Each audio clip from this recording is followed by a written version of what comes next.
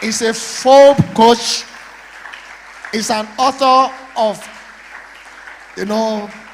best-selling author in the American, beyond. And we think we need people from outside also to give us perspective about what we are doing. And that is why we spread out. And I'd like you to just be ready. I've been dishing what some of the things I've been hearing when he said that your spirit has to be powerful, strong, to do powerful things. I've got that, and I know we've talked about that in my first talking, how you can have a powerful spirit. God bless you, sir.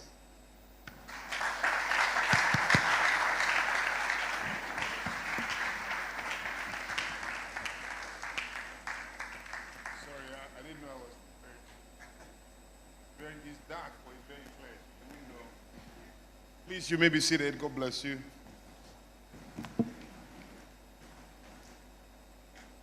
All right. I want to really thank the man of God and great visionary for Back to Base, Baba Femi, George, for the magnanimity and the sacrifice to bring me. I said I'm not very affordable to move around. I live in a dollar economy. So every minute has value. I don't know how it is in Ghana, but in Nigeria, if you can't afford your rent, you can appeal to your landlord, and say, I'm sorry, I'll pay next week, or give me 2 months. Is it like that here? At times when you're not paying your electricity bill, you don't pay, and they come to kind of cut your light, you will see them. You can appeal to them, please give me till next week. Where I live, you don't see anybody. You are dealing with apps, just apps. If you don't pay, it just goes. You don't see it again. It just goes. If you don't pay your rent, in 5 days you're on the street. It's as simple as that. In the United States, nobody can charge you for 2 years rent or 1 year rent, no matter the building. Even if it's a mansion, you are charged for a month. So if the landlord charges you for 3 months or 1 year, he's in trouble with the law. But the landlord is also protected. If you don't pay, you are out in 5 days. You are out. You are on the street. So every 30 days, the system demands your bills. You have to show up.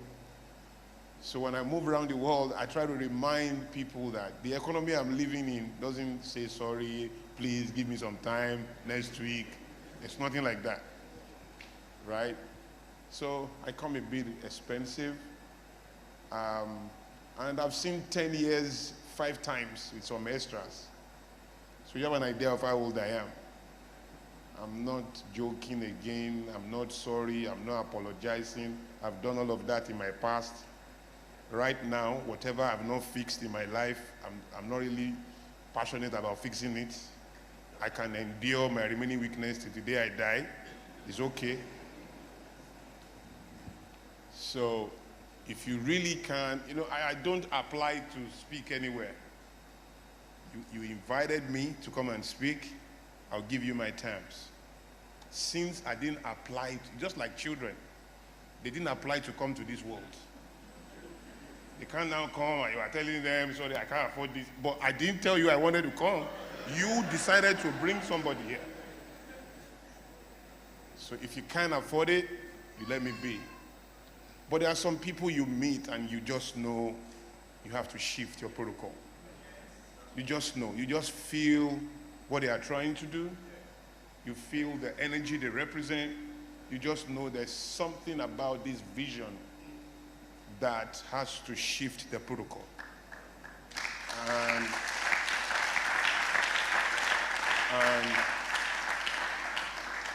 Mindshift is one of those. I just knew I have to be here. And I flew to the US, to Nigeria from the US yesterday morning. did some things, and I had to catch my flight to Accra in the night to be here. Part of the reason why I came late for Mr. Ebo's session was because I had to sleep, wake up, do some other things. I was really trying to get here, so bear with me. Isn't that an amazing session? Isn't that amazing? Please, can you give him a standing ovation for that amazing presentation?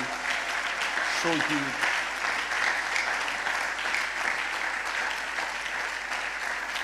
Thank you, sir. Thank you for sharing from a very deep resource background. Very deep resource background. I don't like the word experience. I try to avoid it because experience is relative, right? Everybody is experienced. A foolish person is very experienced. Particularly if he's old and foolish. That's a lot of experience. So you still have to audit the experience. They are old fools. They are very old drifters, as they are young dummies. They are beautiful, empty minds. They are handsome fools. I hope you know these things. I've seen well-dressed drifters before. Well-dressed, empty minds. I say that humbly. So I'm not... Some of the, and I say this very truthfully, some of the most handsome human beings I have met robbed me in a hotel. They were armed robbers, but they were very handsome. And they had some of the most expensive pashmina on their neck. And I was stunned. That's the day I lost respect for handsomeness. Because it's a gift of nature. Any fool can be handsome. You see, to be handsome, you need to be born. You don't need hard work. Just like foolishness. You don't need formal training to know how to be foolish. You don't need formal training. You don't need formal training. There are 11 things you don't need formal training to know how to do. You don't need formal training to know how to be angry, to be unforgiving, to be malicious, to be a foolish person. To be wise, you need training. Foolishness is default. Your propensity for foolishness is very high, just because you are human. That you will naturally come in contact with wisdom is a very low possibility. Chances that you will naturally manifest foolishness is very high. Are we on the same page? Now, plus that somebody must be foolish for wisdom to have value at all. If everybody is wise, wisdom will be common and without value. Foolishness will be the valuable thing. If foolishness is rare and wisdom is common, what they'll be paying people salary for will be how to be foolish. What makes something valuable is not that it is shining or it is beautiful or it is nice. It is rarity that determines the value of a thing. The reason why gold is very expensive is not because it's shining. In fact, raw gold doesn't shine at all. You have to refine it to see the shining part of it. Raw gold doesn't shine. The reason why gold is expensive is because it is rare. Rarity is the idea of value. Anything that anybody can have anywhere cannot be valuable. Do you know the whole world was in a stone age at the time? The whole world was in a stone age. That means if you had stones and you know how to use it, you can create fire, you can fight animals, you can do so much with the ability to use a stone. You are like the Bill Gates.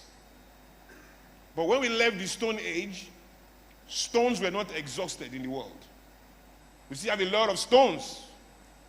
We just found better ways of doing things. Are we on the same page? So stones became everywhere, and it lost its rarity The skills that came on the stone and deployed the value of the stone was rare. And now stones don't command such anymore. And so they had to fade. And so what everybody can do is rarely rewarded in any valuable way. Everybody can go to bed. How many people get paid for it? Everybody can brush their teeth. How many people get paid for it? Anybody can use the restroom. How many people get paid for that? The things you are paid for are the things you do uniquely, intelligently. The things everybody don't want to do, the things everyone are not willing to do, the things everybody don't have the capacity to do, those are the things you are paid for. When people tell me they have a lot of money, or when you hear people have a lot of money, part of what is really working for them, if they worked hard for the money, is that they were able to solve a problem. They were able to solve it at a certain level. They were able to solve it at a certain speed. And that is what it means to be a millionaire and above. The problem you solve, how many people you solve it for, and the speed at which you are solving it. That's it right there. And so you have to be able to comprehend the idea that whether you like it or not, there will be more poor people in the world than people who are successful and rich. Now, you cannot, there is no calling that can change that. You can't eradicate poverty. Every time we hear words like poverty eradication, it's just distracted people who need attention with the masses that talk like that to rent a weak space in the head of the masses to govern their behavior. In practical terms, there's no such thing as poverty eradication. Now, you can alleviate poverty, meaning you can reduce its impact in an environment, but to eradicate it, what you are saying is that, one, you will eliminate foolishness.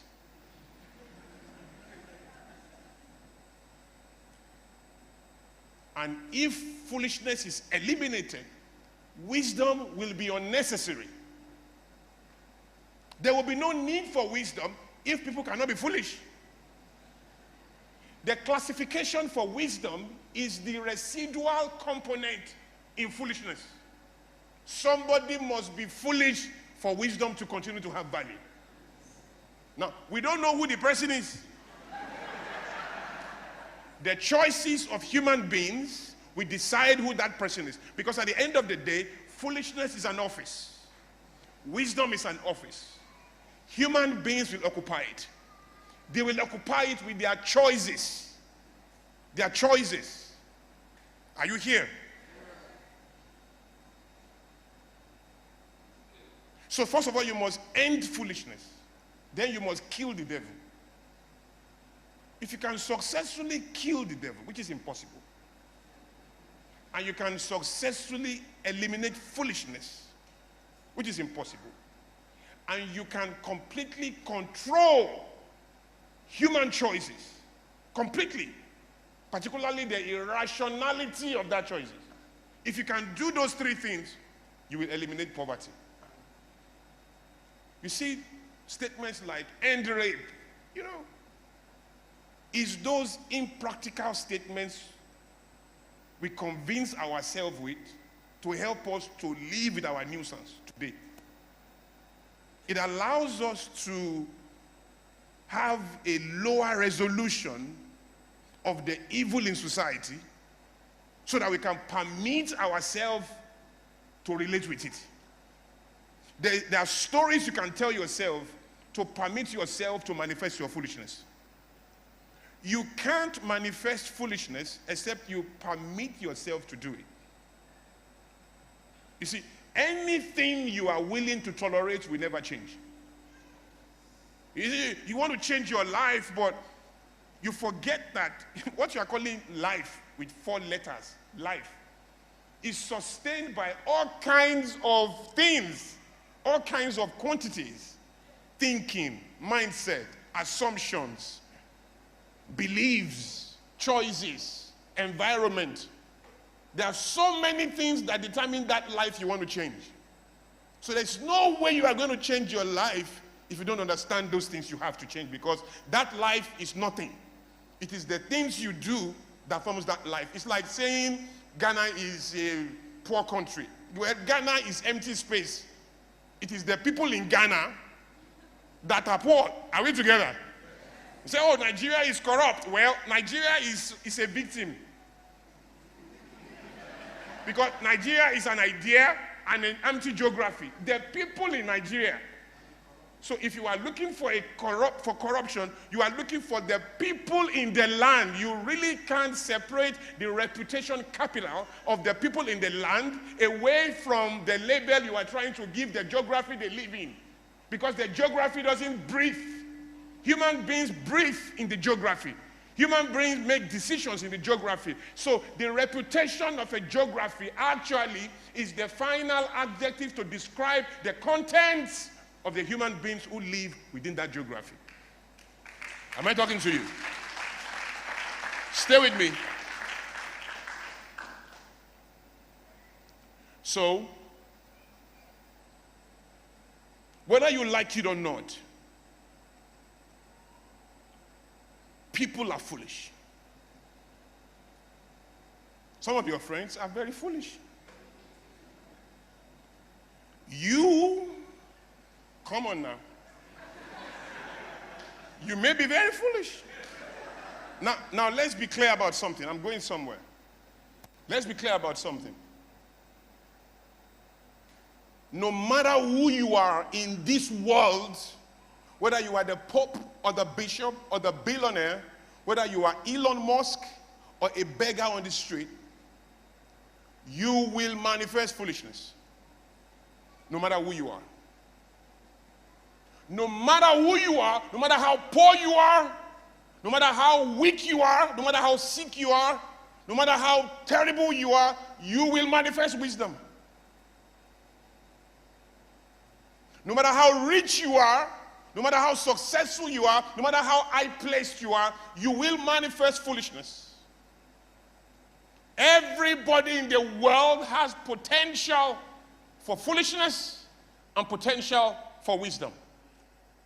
Even in good people, the potential for evil on a grand scale exists. Even in good people, on a grand scale. Now, so I met someone who said, who told his wife, you made me slap you. I don't like slapping people, But when you say words like this, they get to me, they get me angry. That's why I slapped you. Have you heard that before? Where people actually express their confidence to suggest that their wretchedness is tied or activated by the unguardedness of people around them. In other words, it is what you did that made me to act this way. Have you heard that before? It's one of the biggest lies in the world. You didn't slap your wife because of anything she said. Now, what she said got you livid. What she said got you angry and mad. But what you did is who you are. Now, two people can be angry by what their wife said. One slapped his wife. The other one, as angry as the first guy, picked up his jacket and went for a walk. Or put up loud music and locked himself in a room. The difference within both of them is that one is a slapper, the other one is not. One has the skills and know-how for slapping. The other one doesn't have the skill, so he doesn't know how to slap. Because if you step on a cockroach, if you step on a bug, can blood come out? Can blood come out? Can blood come out? No, man, blood cannot come out. The reason why blood cannot come out is what? He doesn't have blood. Cockroaches don't have blood, so blood cannot come out. If you squeeze a car Can milk come out? What's going to come out? Water, oil, metal. Am I correct? Because when you put pressure on a thing, what will be revealed will not come from outside of the thing. When you put pressure on a thing, the content of the thing will be revealed. So when you put pressure on a cockroach, what is in the cockroach is what's going to come out. Whatever is not in the cockroach can never come out. When you squeeze a car, you can't find loaves of bread coming out because it's not in the car. What will come out is what the car is made of. Am I talking to you? So when your wife uses words at you or disrespects you with her words and you are angry and livid, you slapped her because you are a slapper. If you don't know how to slap, you will go for a walk. A politician got into government, and this politician, well, he wasn't a politician, he was a social critic. And everybody respected him for his views, but a government came into power and he was appointed into the government, and he went into government, he used to criticize government a lot, and then society began to criticize him because they felt he was compromising, he was also stealing, and all of that. They were criticizing him. So I got on a program, and they were asking me, what do you think about this and that? And I said, look, listen, when politicians tell you I'm going to government to change it, to transform the government, to turn everything around, they mean it. They really want to do that. But what you want to do and what you do are two different things. So government is a pressurized environment. Just like that husband. What his wife said to him pressurized him, put him under a lot of pressure. But what it did is a revelation of who he is. So government will put you under pressure, then who you are will show up.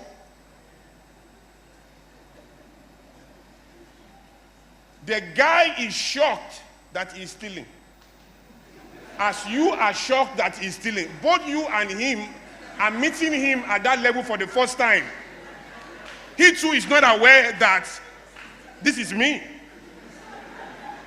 We are all meeting him at that level, plus himself meeting him at that level for the first time. He was being introduced to himself for the first time at that level. He didn't know he was at that level at all. You know what the scripture says, that when you fail in the days of adversity, your strength is little. Whatever convinced you that you have a lot of strength, well, this is it. Because you don't become a thief because you stole. You become a thief not because you stole. You steal because you are a thief. I'll take it again. You don't become a thief because you stole. You steal because you are a thief. Such that if you don't ever have the opportunity to steal in your lifetime, it doesn't make you less a thief. If you are a thief, whatever made you a thief. If you are a thief, you may never steal. It doesn't mean you are not a thief. You just didn't have the circumstances that will put you under pressure to bring out the capacity to steal that is in you. Given the right pressure, if you are a thief, you will steal. So you are not a thief because you stole something. You steal because you are already a thief. Whatever made you a thief. Now, you are not born a thief, but something in your background has given you an experience that has launched a program, an hidden script that has given you the propensity to steal. And that is the thief in you. And given the right circumstances, given the right hunger, given the right opportunity, all eyes away from you, you will steal if you are a thief. Am I talking to you? There's no such thing as he made me do it. There's no such thing like that. Those are the lies your soul tells to itself to perpetuate that foolishness in your life. Because you really can't get anything wrong done if you don't give yourself permission to do it. So you must invent a type of narrative that allows you to do the evil you don't want to do. And a lot of times that narrative is a narrative of helplessness or weakness. You're not weak as you think you are weak. You are not as helpless as you think you are helpless. Helplessness is a state of the human mind. It's not different from powerlessness. You really have to believe you are not powerful to manifest powerlessness. You really have to believe you are helpless to manifest helplessness. So somebody came back from work about 2 a.m. He had left for work at about 4 a.m. And so he came back about 2 a.m. tired, knackered, can't get anything done, so weak. Imagine that picture. You got into your bedroom, in the sitting room, you can't even do anything. Somebody should help you pick your shoes, remove your socks, if possible. Somebody should help you cough. Somebody should help you sleep. Somebody should help you go to the restroom. You are that tired, you can't do nothing. All of a sudden, 2 gunshots by the window. Or a snake just crawls into the sitting room, right there. Ideally, since you are that tired, you should say, oh my God, so this is how I'm going to die. I'm so tired, they are shooting here. Look at snake, oh my God, this is my end. God, my life, my life. Is that not what you should do? Because you are tired. Is that what you will do? What will the person do? Take off. When it took off, did somebody come and say, take energy, run? No. The energy has been there dormant. It needs a contrary situation to compel him to place a demand on an hitherto dormant energy. So it's not weak. He wasn't weak. He has just given himself the narrative to accept that moment as a moment of helplessness. Changing the stimulus and the circumstances, another level of power inside of him will rise. He's there, dormant. He has made the choice not to activate it. It needs a threat. It's called adrenaline. Some people don't need a threat to activate it. They need a vision. They activate it at the speed of choice. They are the ones you serve in society. And some people can't activate it until something is going wrong. Until they are hungry. Until they are this and they are that. I'm coming there. So a guy said, my weakness is women. Anything in skirt, I sleep with her. That's my weakness. God help me. Anything in skirt, I just can't see skirt. I said, that's not true. Have you slept with your mom? No. Have you slept with your grandmother? No. Your grandmother is in skirt? Your grandmother is 92. She's in skirt. You should have jumped on her. Anything in skirt. The woman hawking bread, looking tired and saggy in front of your house. Have you jumped on her? No. But you are weak. If you are really weak and you see your mom in skirt, mommy, run, run. You know, I'm weak. I can't help it. Anything in skirt, mommy, run, run. When you see your sister, run. You know, I can't help myself. I jump on anything in skirt. No. You left your mom. You left your grandmother. You left your sister. You left the pepper seller in front of your house. Some don't even leave their daughters these days. But assuming you leave your daughter, then you went 4 streets away to go and meet a girl there. No, you are not weak. You are running a script and making choices. Come on now. You're not weak. Somebody said, once I start kissing and petting, forget, I must go all the way. I can't stop. Once I start kissing, don't get me started. But once I start, that is my only weakness. Once I start kissing, touching, I'm gone. I must finish. I say, oh, really? Say, yeah. So you are kissing a girl. Hold me. You are doing that.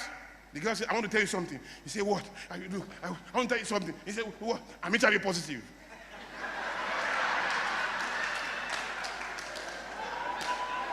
You know, if you are really weak,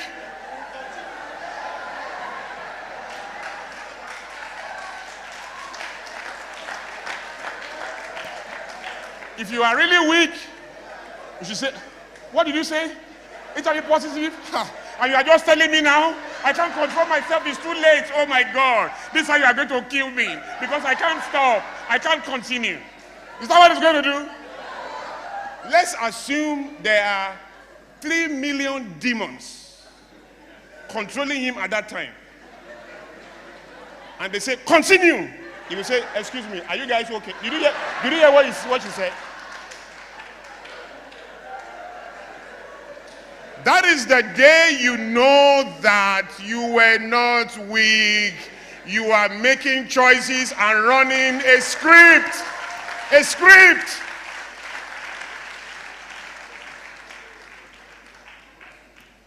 Tell your neighbor, scripts.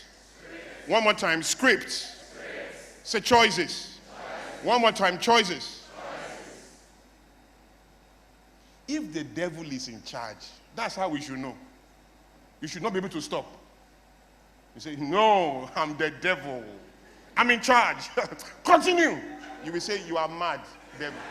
I'm not sure you are hearing what I'm hearing. I should do what? Then you see that, wow, so the devil is not this powerful? Say, what power? Look, I'm in charge here. Will you move away, devil? There's no devil in hell that will make you continue that thing. Am I correct? Because when we know better, we do better. The moment you hear HIV, what did you say? HIV. Sorry, I'm not trying to, if you're HIV positive, please bear with me. There are all kinds of medication today to live 200 years without any problems. I'm not trying to pull you down.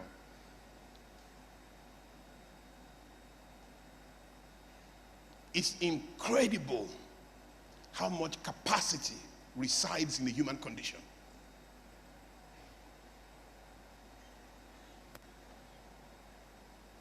And today, we want to teach you. Please put your hands together for Mr. Ebo. That was such a powerful. Did you notice that all he did was tell stories? You know what that is called? Resource background. I really appreciate that. Thank you, sir. Resource background.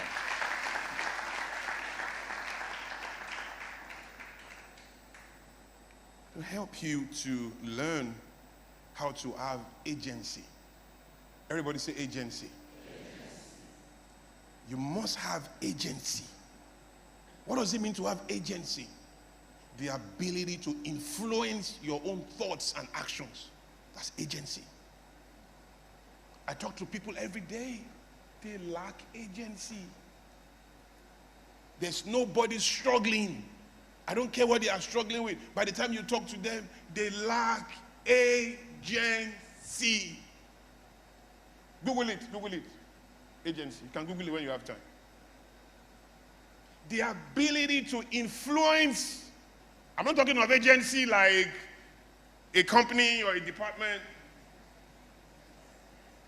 You get what I'm saying? This is different. The ability to influence your thoughts. Your thoughts are subject to you. Your actions are subject to you. But guys, I promise you, the size of your pocket, the weight of your personal peace, the quality of your legacy, when death is sure and you are at that departure lounge of life, your pocket, your peace, your legacy will be proportional to how much control you exercise or did not exercise over your thoughts and actions. How many of you need a bunch of keys to open the door? Do you need a bunch of keys to open the door? How many keys do you need? One. One key, the right key. The world is too much. You don't need to know everything in the world. You got a car today. Do you know everything in the car that you are driving? You don't know everything in the engine. You don't know a lot of things in the car. In fact, there are more things you don't know about your car than the things you know. The things you know in the car that they gave you a driver's license from is enough to move that car and drive safe on the road to keep other people safe. Nobody's going to teach you about plugs in the driving school. They're not going to teach you about piston and begin to teach you all of that. You don't need to know all things. You just need to know the things that are critical for your unique journey. So the things I'm sharing with you are prerequisites. Once you miss them, it doesn't matter who is praying for you. You are going to be another weak, common, ordinary commodity on this face of the earth. Billions have come into this world. Billions have left unnoticed. Nobody knew that they came. How much more that they left? Listen, you can be one of them. Your dad was. Your mom was. Your great-grandfather was. The chances you are going to live this life ordinary is very high. Let nobody fool you. I don't care if you are a Muslim, Christian, I don't know who is supporting you, Babalawo, pastor, bishop, I don't care. Just because you are human, worse that you are African, worse that you are black, the chances of being nothing in this world is very high. You're already jogging towards it. Look at your age and look at where you are. There are more fools around you than wise people. Most of your friends are not clear. They are guessing through life. I'm passing to you some of their guesses in the name of counsel and advice and friendship. Most of you don't have friends. You are in a soccer game where somebody is the soccer and somebody is the soccer. You are busy sucking each other, draining each other, pretending to be in a relationship. The goal of association is 3: peace, relief, and progress. It doesn't matter what association. Employee, employer, parent, child, child, parent, neighborliness, boss, marriage, husband, wife, friendship. It doesn't matter what the relationship is. 3 things must prove its credibility: peace, relief, and progress. If you hire anybody into your company who is not giving you those 3, it's not a staff, it's a virus. It needs to go. Come on now. Look, I'm not a nice guy. No, I say that very humbly. I'm not a nice guy. And you used to worry me. I used to be bothered about it. I used to be bothered that I'm not nice. But as I matured, I realized that it's my God-given defense system to shield myself from the nuisance that is a constant in this world. There's something called nuisance value. The value of an entity's contribution to the underdevelopment, disorderliness, and irritation of society. That's nuisance value. Like, once you drive one way, you are contributing to the disorderliness. Are you getting it? Irritation and underdevelopment of society. There's nuisance value. And some people carry that nuisance value with swag. There's something called confident ignorance. You don't know anything, but you are not aware. So you carry your ignorance with swag, feeling cool. This is an empty barrel. Who, by the gift of nature, is handsome, is 6 foot tall, like that is a quality in the bank. I tell somebody, the next time you are broke, go to the bank. Tell them, excuse me, are you the bank manager? I say, yes, I'm 6 foot tall. I'm broad-chested. Look at my biceps. Can I have $2,000? They will jail you. They will jail you. I tell girls, this body, man, young people, let me talk to you here. This thing you carry on your body has a lifespan. Ask your mom. Nobody is seeing you. It's all in your mind. After a while, you are going to find out. The same breast you are. I told a girl, you are a girl, not a mother. You don't need to breastfeed the whole world.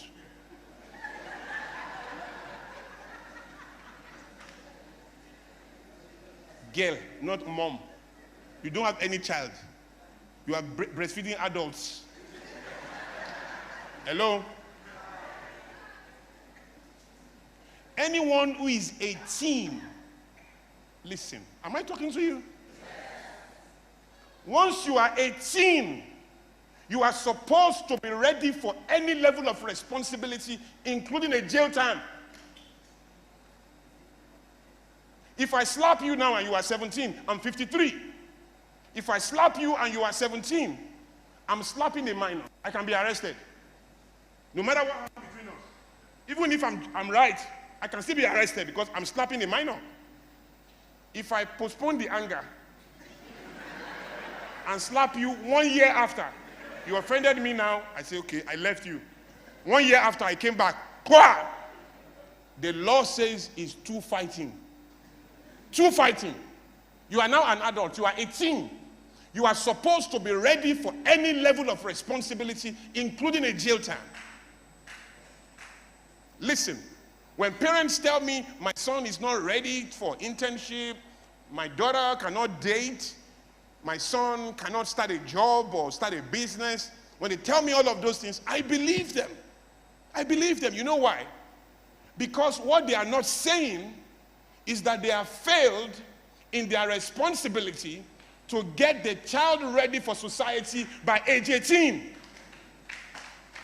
By age 18, your child should be able to marry, should be able to run a bank, should be able to set up a business, should be able to get a job, to do anything.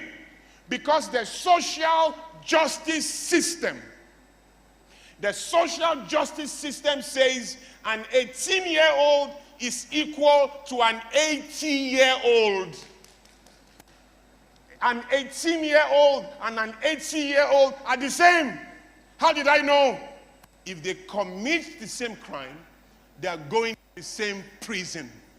They will wear the same uniform. There will be no special attention to the 18-year-old because he's 18. There will be no worse attention to the 80-year-old because he's 80. 18 or 80, you are both the same because you are both adults. Am I talking to you?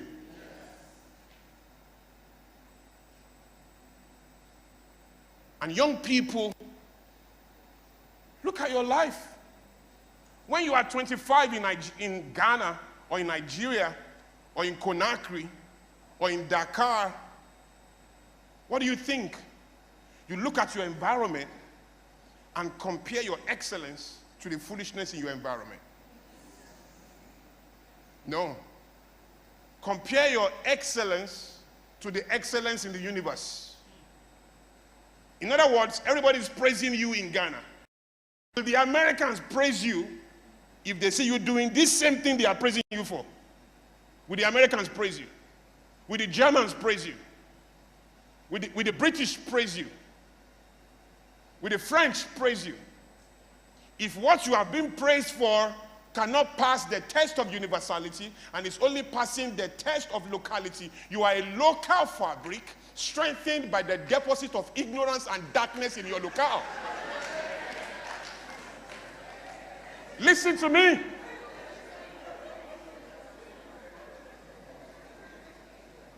You can't be a millionaire in Naira and be a thousandaire in pounds. You can't be a millionaire in cities and be a thousandaire in dollars. Once you are a millionaire, you should be a millionaire in every currency.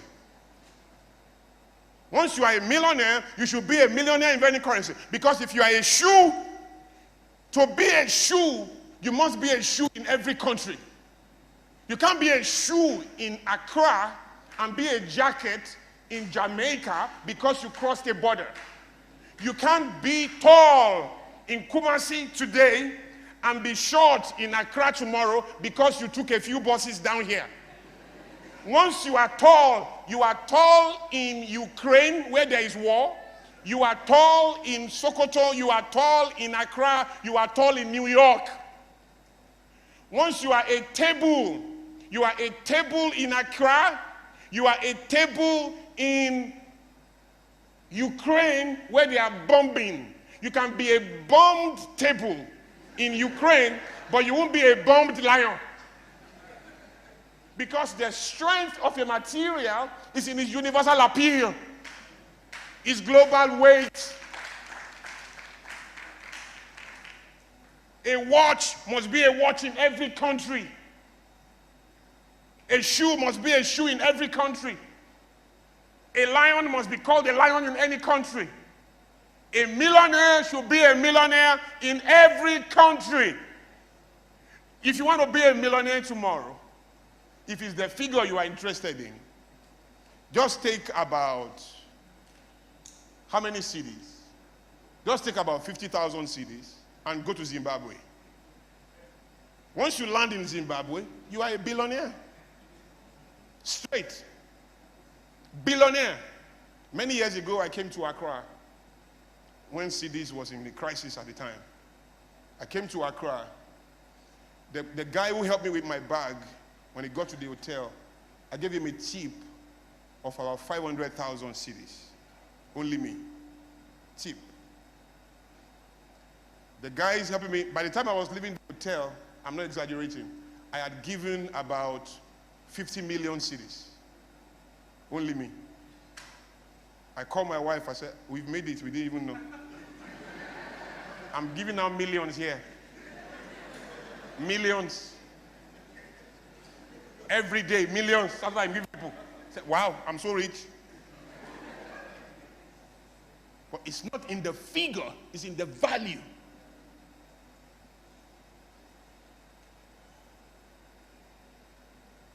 So guys, when you look at the world, what is going on? What is going on? We've believed everything but our own selves. Our continent called Africa, the world's single largest liability on one spot. Africa. Not that it was designed to be so. A lot in our history made it so, but more in our present and foolish thinking made it so. We produce what we don't consume. We consume what we don't produce. There's no economy in the world that can survive on that equation. We have received aid more than any continent has received aid. We are still the world's poorest continent, telling us that a begging bowl is not a pathway to prosperity of any kind. And for every degree of favor that you seek, you lose a level of freedom, whether you are aware of that loss or not. Favor is not free, somebody is paying the price. When everybody, gospel is free, who told you it's free? Jesus paid the price. Don't confuse what was made available for what is free.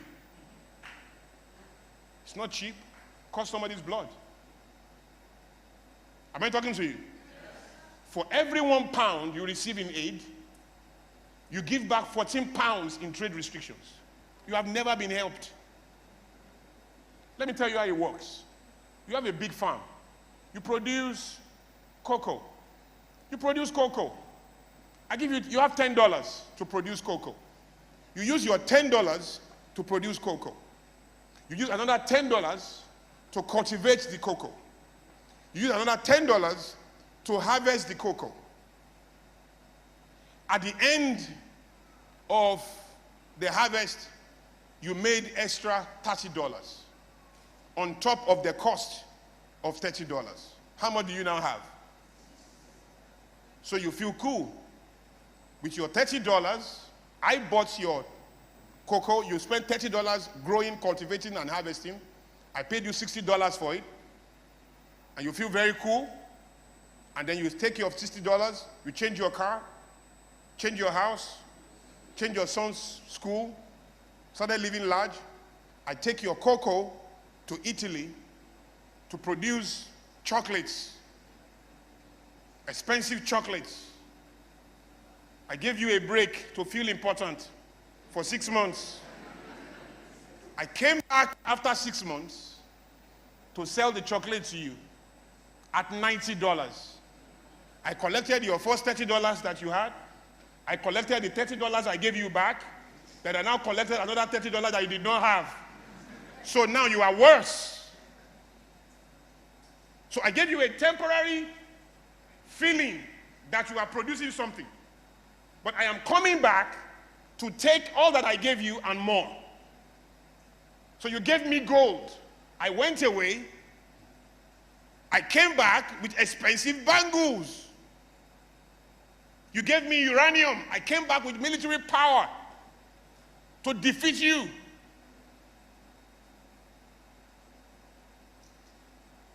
And today, Africa has continued to pride itself in its natural resources. And natural resources in the 2000s is a disadvantage. Finished goods, particularly those that are authored in digital format, are the ones that control the world. Am I talking to you? Stay with me. There are so many things you pride yourself in.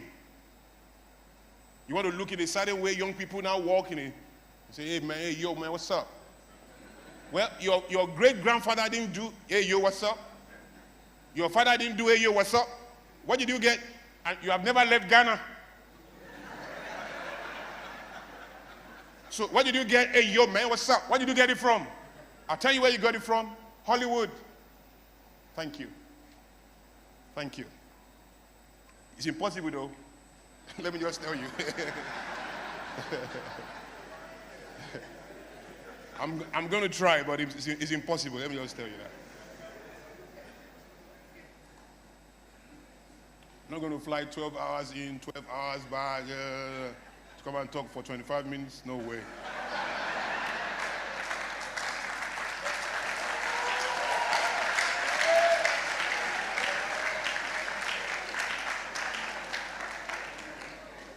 No way. And I told you I'm not nice. But I got my comfort when I started reading Galatians. I've checked all the fruit of the Spirit. There's no niceness there. Love, joy, peace. No nice.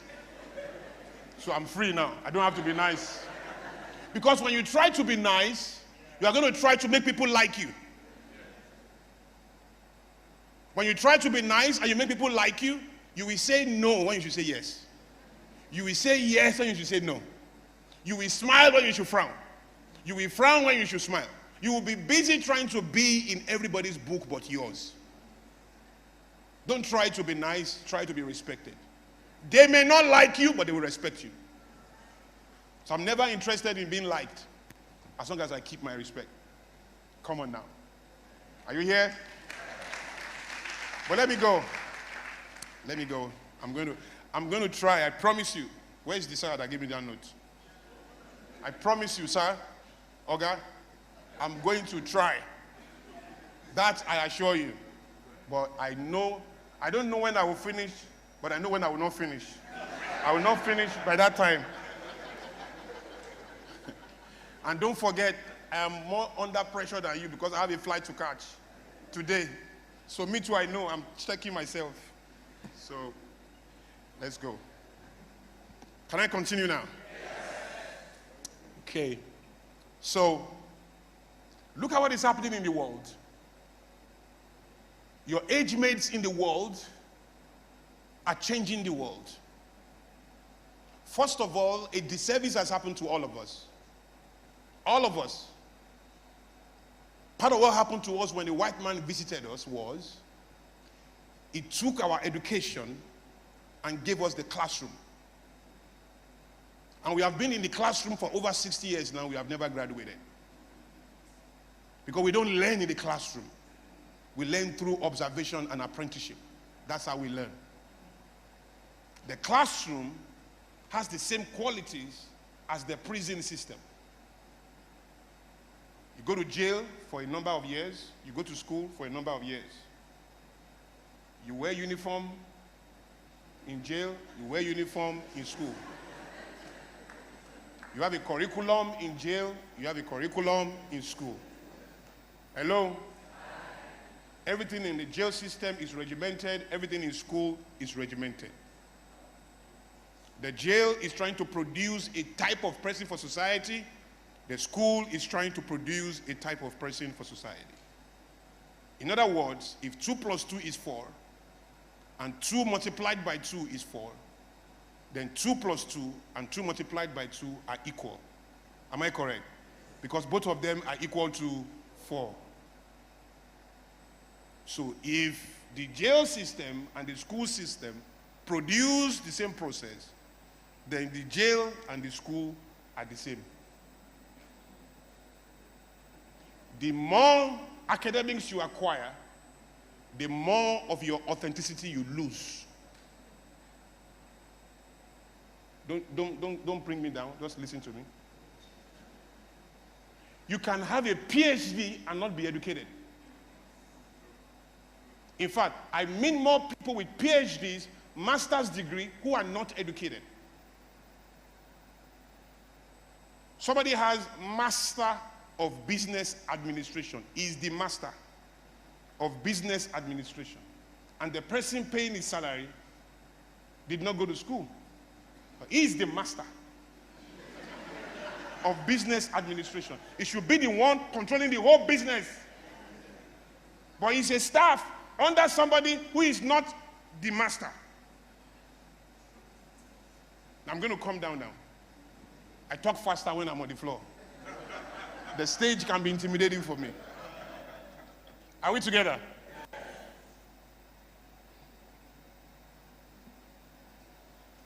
When you go to school, what you are acquiring is not education. Education is a choice born out of observation, questioning, otherwise called creative rebellion. The idea that anything coming from man is destructible, that completeness cannot be shared by another human being, that on the best day of the thought of a human being, there is an incompleteness in it, such that when human beings teach you as I'm teaching you now, you still have to sit down to audit what I am saying, because those who pass information also pass error. And so when you listen to human beings, you listen with an attitude of rebellion. When I say rebellion, I don't mean being rude.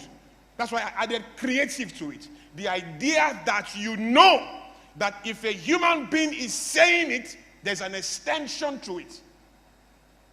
No human being can speak in the finality of thought. Come on. We know in part, we prophesy in part. You can't say, you can't act perfectly. Listen, guys, your pastor is not perfect. Your pope is not perfect. Your imams are not perfect. Your gurus are not perfect. On their best day, they are still humans. There is a frailty they contain, whether they like it or not. The more you mature, the more invisible your frailties become, but they are there. There's no human being that can outgrow imperfection. He has never been born, she will never be born.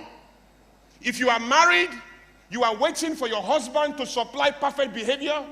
You are waiting for your wife to supply perfect behavior before you can find happiness. You will never be happy. Because the husband that can supply perfect behavior will never be born. The wife that can supply perfect behavior will never be born. When a marriage is working, it's two humble people who have accepted the imperfection of each other. You will never find perfection in any human being. And when you point fingers at your husband and point fingers at your wife, it is your highest stage of arrogance and personal commitment to scripted lying, to pretend that you don't know your own misery and act like only your husband's or wife's only exist. Your misery is in you and you know it. You're not perfect. Nobody is perfect.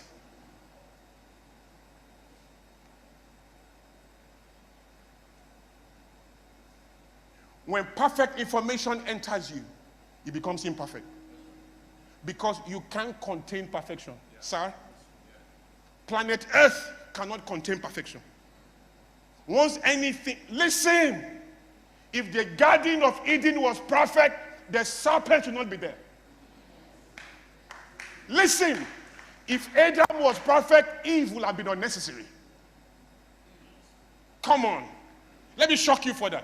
If today can ever be perfect, tomorrow will be unnecessary. Tomorrow will be useless. Tomorrow is only important because it is the hope of the betterment of today. Today, on its best moment, cannot be perfect. There's something in tomorrow that will give today a better meaning. And every day you live, you create a new past. That is why your past cannot be your jail. Because tomorrow is the comfort of history. Am I talking to you? When you really mature, part of the beginning of it is to be able to tolerate yourself.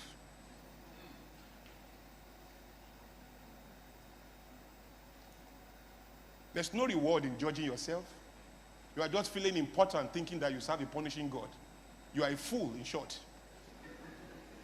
Putting a demand on you that nobody is putting on you. Am I talking to you? When I became a pastor years ago, I wore shorts to church. I was an associate pastor. A co-pastor who has been a pastor before me called me and said, you shouldn't be wearing, you should not wear. I said, first of all, I'm not feeling bad. I need you to know. I hear you. I won't wear it again, but I'm not feeling bad. Because I have not been pastor before. I'm not an experienced pastor. There is a law of the first attempt. This is my first time I'm becoming a pastor. So I must learn and grow. So I'm not even, I hear you, I won't wear it again, but honestly, I'm okay. I'm very happy. The same thing in marriage. When I make a mistake, I remind myself, you are not a veteran married man. This is your first time you have married.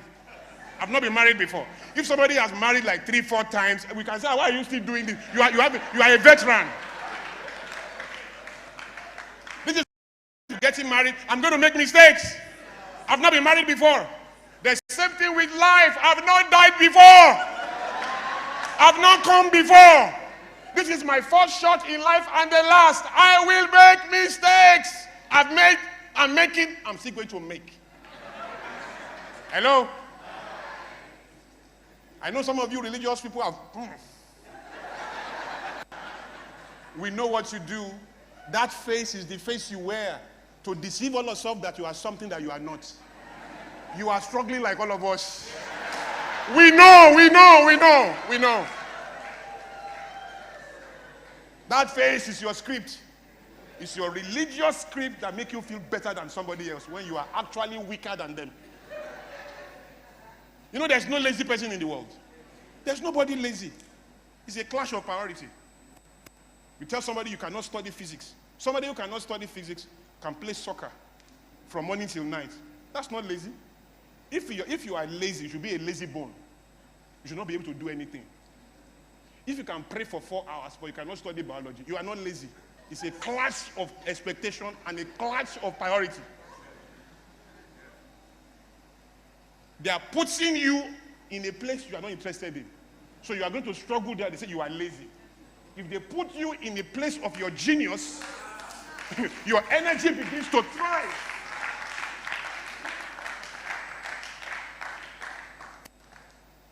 Am I talking to you? So, understand. So, somebody came to me and said, we need to be life coach, we need to get a certification and do this. It makes sense. If you can afford it, do it. If you can afford it, do it. But if you cannot afford it, God will not place your miracle beyond your reach. Neither will he put it in the hands of your adversary. So God will not make a demand where he has not invested. If God says, go there, and they say, human beings say, to get there, you need certification. And God says, go there, and he has not given you money for certification. He has not given you the resources for certification. That means the human beings are under a delusion that you need to discern to free yourself from their jail. Because the first person who certified people, who certified him? Let's go there. The first person who said, so this is what is called life coaching. Okay, we hear you. But who certified you? How did you know? Okay, this is it. You received your own 0 to 1. You are now forcing, you branded what you received 0 to 1. You are now telling the whole world that they cannot be who you are except they start from your 1 to infinity. In other words, you started from 0, created 1, and now told all of us, you can't be me except you take 1. But how did you become you? There was no 1 when you became you. So can all of us know that place you got yours? Those who can afford 1 will take 1. Those who cannot afford 1 should come into 0 and pick their own. Because 0 is not nothing. 0 is not empty. The world was formed out of nothing. Listen, I'm talking to you right now. There's no connection between this microphone and your phone. You don't have any device on you. You are hearing me clearly. There is 0 between this phone, this microphone, and your phone. Between 2 phones, a phone in Japan, a phone in Accra, there is 0 between both of them, but they are talking to each other. Because though it looks like 0, there are properties there you cannot see with your empty eyes. It doesn't mean 0 is empty. Popular culture makes you to be afraid of 0. You don't want to be around 0. When there's no money in your pocket, you are worried. It's because you don't have money.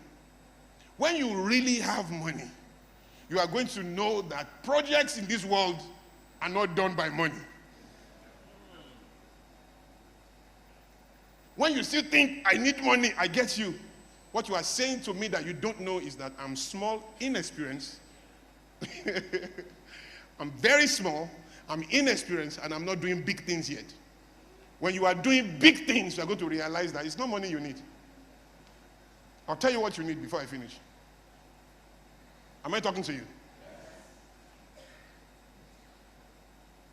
So, when you go to school, you acquire a certificate. A certificate is the aggregation of fellow human beings like you about a standard they set, which they said everybody must conform to be like them. So, somebody told me one time, you have a bow leg. I said, yes, you have a straight leg. He said, yeah, I have a straight leg, but you have a bow leg. I said, yeah, I have a bow leg, but you have a straight leg. Who said bow leg is a problem? Human beings who set a standard that this shall be the accepted leg. And then you want me to pretend that I'm not aware that human beings set that standard. And you want me to believe it's a natural standard set by God.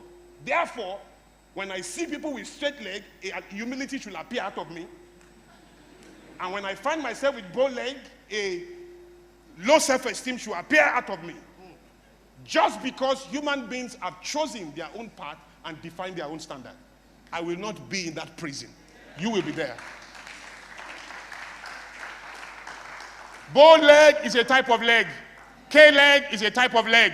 Straight leg is a type of leg. None of them is better than the other. Human beings in their standard set a stage and chose when you will cry and when you will be happy.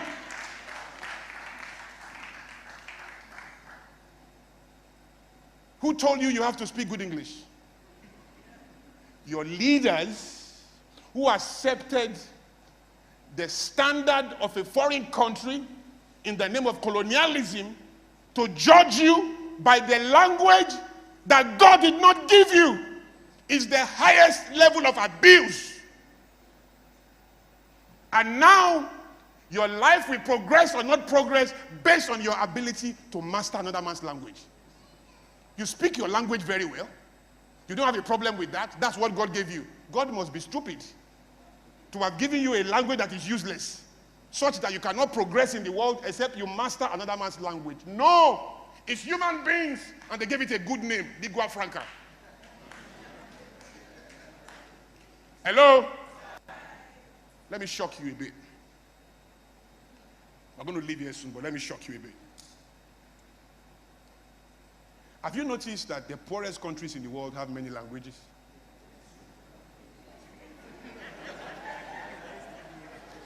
Have you noticed that the poorest countries in the world have a lingua franca?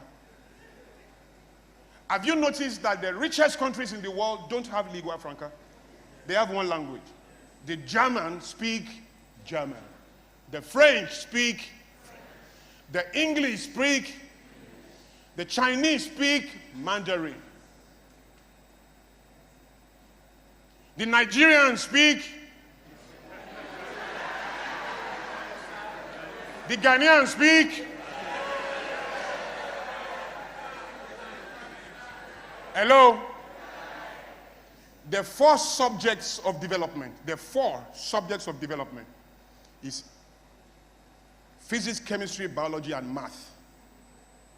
Physics, chemistry, biology, and math. Stay with me. Are you thinking with me? Physics, chemistry, biology, and math.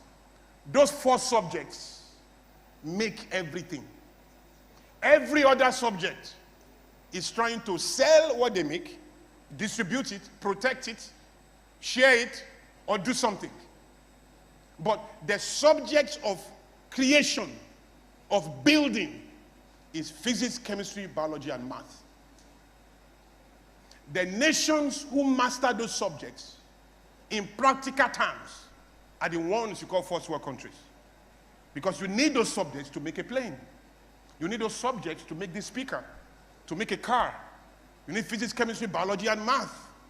To be a doctor, you need those four subjects. You need those four subjects. Every other subject is only as meaningful as what those four subjects create. Either they are selling it, they are distributing it, they are protecting it, or they are whatever they are doing with it. But those four subjects must create before any other subject can be useful. Am I talking to you? Those countries you respect learned those four subjects in their language. The Chinese learned it in Mandarin. The French learned it in French.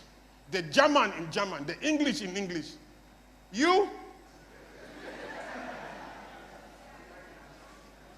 So a young boy came to me many years ago to ask for money from his uncle to raise a new money for a new engine of his taxi car. But we knew him when he was young. He was very brilliant. So I asked him, why are you driving a taxi? You were smart. I thought you would go to university. He said, yeah, I tried to, but I couldn't pass English. I struggled with literature. I had only 3 credits. I needed 5 credits to gain admission. And one of them said I have to pass English.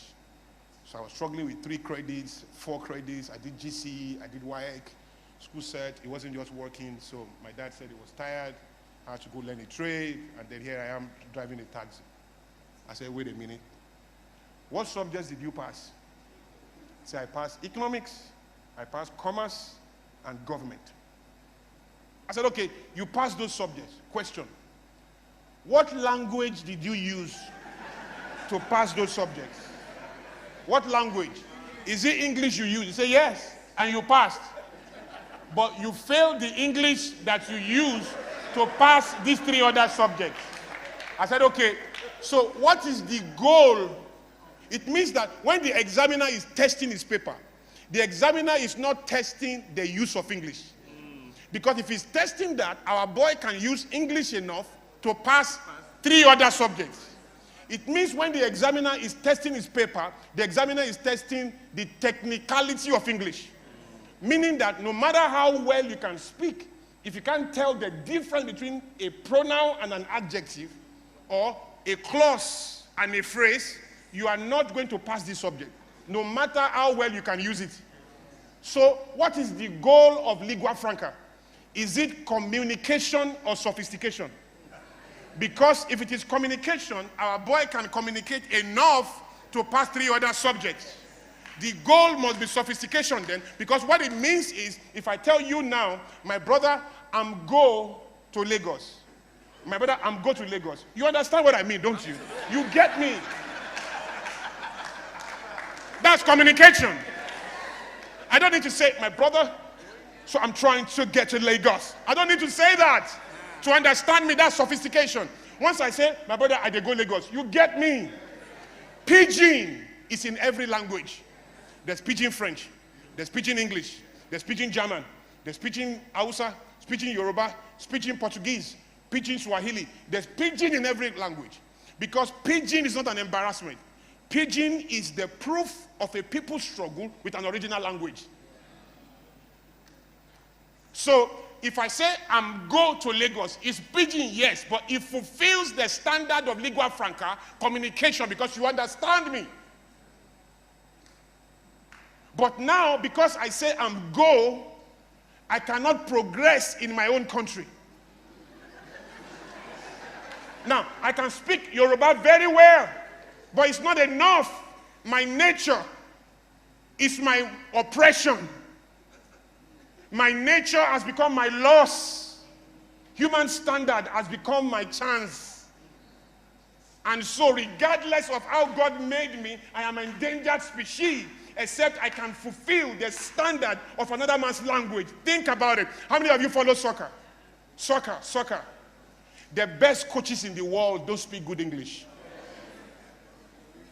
Klopp speaks terrible English. You know, we go, we win, that's how he talks. The guy in Manchester United, what's his name? In Manchester City, what's his name? Pep Guardiola, he's Spanish.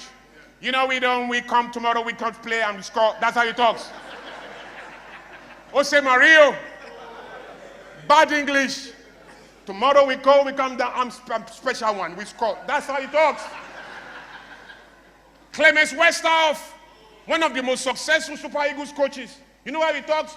Tomorrow we play Yakini, go there, he score. Straight.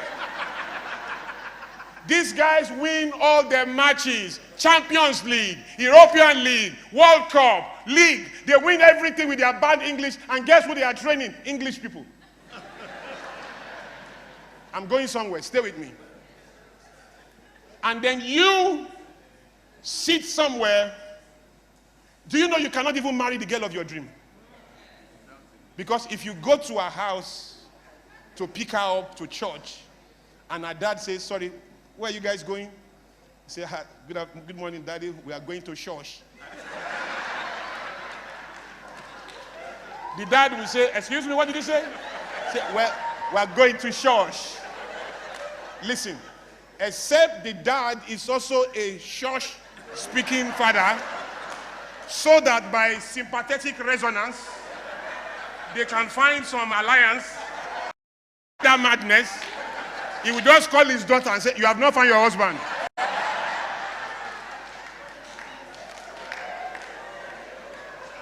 The girls in this room will judge me if I stand up here and I say, so tomorrow we are in charge of this program and our choice is to move because tomorrow is church. Listen, that's it. If I come here and I say, I want to thank my host, I'm from America and I'm going to Lagos tomorrow, one by one, you begin to carry your bags. One by one. Who is this blast from the past? What did Papa Femi did to us like this? What have we deserved? What did we do to deserve this pack of error? Laughable, right? You will never develop until the masses of your people can think in their nature. To superimpose English language on you is to reduce your potential. You don't think in your language anymore. You think in English. And the Englishman is alive. How do you beat him? The Englishman must die before your knowledge of English can work. You are learning English. He's an Englishman. Where are you going to go? I'm going somewhere. So the goal of academics is regulation and containment. At best, order.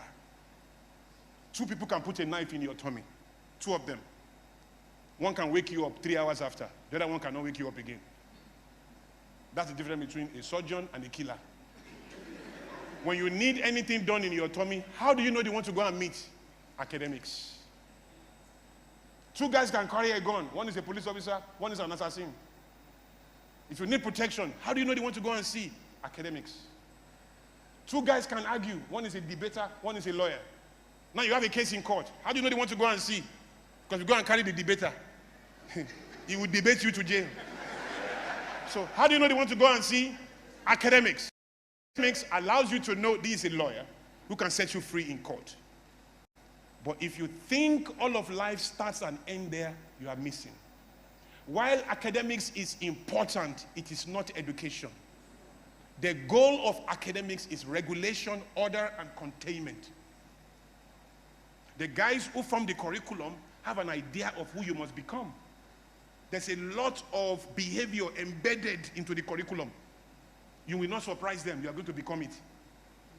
The only way you will not become that curriculum and take the best out of it is to be educated. What does it mean to be educated? 4 things. Number 1, the ability to experience your world. In other words, be open to everything. Everything. Experience your world. Question it. Question everything. Question it deep enough to know the options that exist in it. And to know which of those options to embrace as a matter of supreme importance and urgency. By that standard, if you cannot do any one of them, even with a PhD, you are not educated. What does that mean? To experience your world. To question it. How many of you know that the lion can shave? The lion has been due for shaving for years. You know why he cannot shave? He can't say. He can't ask himself, why must I have beards? Do you know there was a time you and lion don't shave? Do you know there was a time you and lion were in the same jungle? There were no cities. There were no villages. There were no hamlets. There were jungle. You and lion were in the same jungle, hunting each other at a time. The lion is naked. You two, you were naked. All human beings were naked at the time. But because we have something here called the brain, we can question. The lion cannot question. Till today, the lion is still naked. Who is interested in the nakedness of a lion? Nobody. The lion is still naked. We are no longer naked. Why are we no longer naked? Because we questioned it. I'm cold. Why must I be cold? In this cold, my cousin died last year. I survived it. My auntie died a year before. I survived it. It seems there's something about this cold period. I have to do something this year to cover myself. I started thinking, why must I stay in this jungle? I can move to the other side. This thing is itching. Look, the lion itches too. You just can't do anything about it because you doesn't even know what's going on. But a human being did this first year, second year, third year. I can remove this thing. What can I do? It's painful. It's painful. I need something different. What can I use? Gradually, started finding instruments. Before we knew what was happening, must I be under the tree? I can be under something better. Let me get some leaves. From there, he created hamlets. From there, he built villages. From villages, he built towns. From towns, he built cities. From cities, he built mega cities. From little villages, he built communities. From communities, he defined his neighbors. He built nations. He built nation states. That's the human mind. And gradually, we left the jungle, and we are now here. The lion is still where we were. If you want to understand where we were, go to the jungle. So we used to be here. We used to live like this. We never used to save because there were no refrigerator. There were no warehouses. If the lion catches antelope today, it must eat all it can because in a few days, it's going to be useless, so there's no storage. It can't save. If you cannot save, it's jungle behavior. If you don't know how to save, please take one animal in the jungle and add it to your name. If your name is Fred Amata, add Fred Giraffe Amata. Because you don't save, it's jungle behavior. If you are not an animal in the jungle, part of the proof is that you save. As proof that you are human, you are one of us, you should save. Am I talking to you? So, the ability to experience your world, question it deep enough to find the options. The ability to create options. You look around you and birth options. People say this is the only way. There's no way. There are a million ways every time. That is the proof of your education. Those who are educated are masters of creating options. If you can't create options and you say you are stuck and you are stranded, you are not educated, even with a PhD. Let me tell you something. Confusion is not a psychological state. Confusion is not that you are insane or something is wrong with you when you are confused or you are not together. Confusion actually is not ignorance. Ignorance is a state of cluelessness without options. Confusion is that you have many options. Confusion is the inability or refusal to take a decision in the face of options.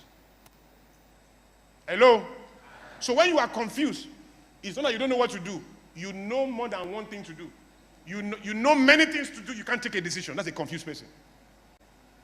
So, to experience your world, question it deep enough to find the options that exist in it, and to be able to embrace the most supremely important of those options.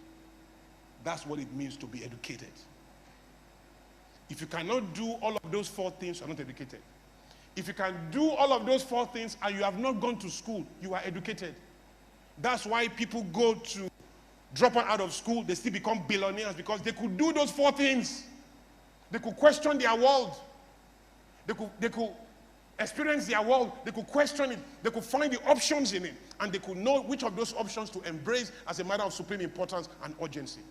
That's why they are able to do all they did without the privilege of academics. Now listen. Part of your new growth is to commit to yourself on your own terms. Creating the world you see, the world you prefer.